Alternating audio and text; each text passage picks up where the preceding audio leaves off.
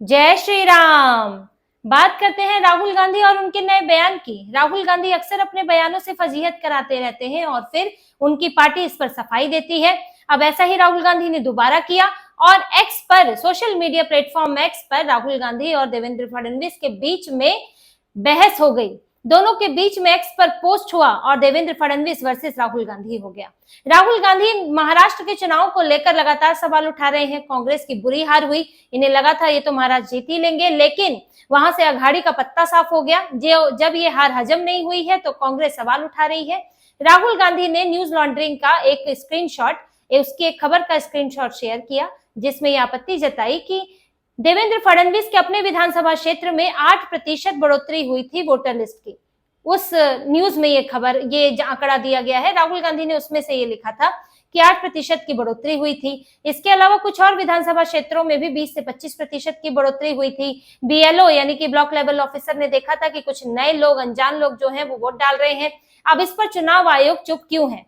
इनका ये वही पुराना आरोप है, जिसमें पहले तो ये कहा करते थे कि नहीं, ईवीएम में गड़बड़ी है। जब वो फेल हो गया, जब वो काम नहीं आया, तो कहने लगे वोटर लिस्ट में गड़बड़ी है, नए लोगों के नाम जोड़ दिए जाते हैं, जो लोग वहां रहते भी नहीं है उनके भी नाम जोड़ दिए जाते हैं। और इसका आधार ये बना रहे हैं कि 8% की बढ़ोतरी, 20% की बढ़ोतरी कैसे हो गई।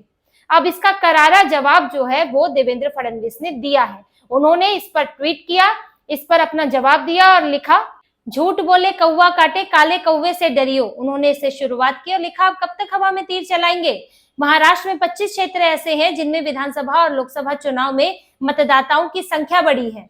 पश्चिम नागपुर में 27% मतदाता बढ़े, लगभग 27,000, और कांग्रेस के विकास ठाकरे जीते थे। उसी तरह से उत्तर नागपुर में हुआ, 7% मतदाता बढ़े और कांग्रेस के नितिन राउत जीते थे। पुणे जिले के वडगांव शेरी में 10% यानी करीब 50,000 मतदाता बढ़े और शरद पवार के उम्मीदवार जीते थे।